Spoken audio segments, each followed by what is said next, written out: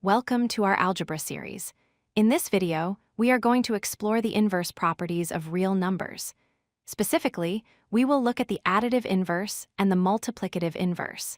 These are fundamental rules that help us manipulate numbers and solve equations.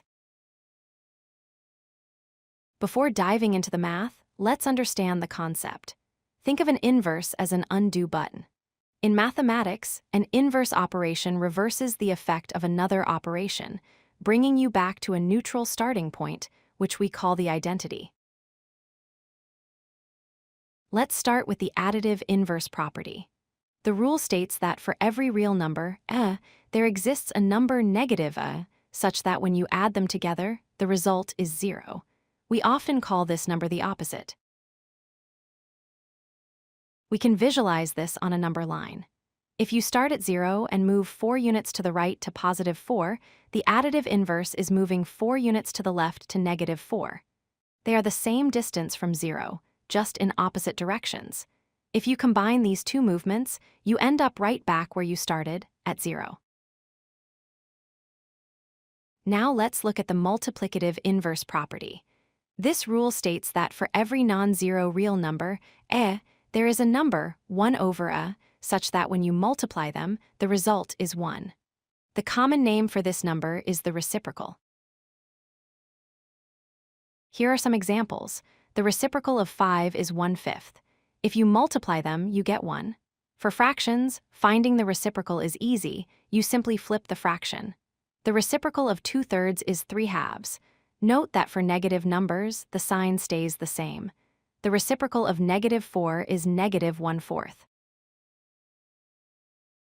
There is one very important exception to remember: 0. 0 has no multiplicative inverse. You cannot multiply 0 by anything to get 1, because 0 times any number is always 0. This is why we cannot divide by 0. Let's compare the two side by side. The additive inverse, or opposite, uses addition and tries to get back to 0. The multiplicative inverse, or reciprocal, uses multiplication and tries to get back to 1. Keeping these targets in mind will help you distinguish between them. Why do we learn this? Because it is how we solve algebraic equations. Look at this example: 3x minus 4 equals 11. First, we use the additive inverse of -4, which is positive 4, to cancel it out.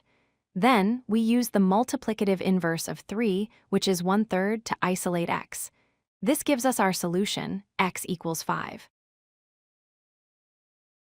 To summarize, inverse properties allow us to undo operations.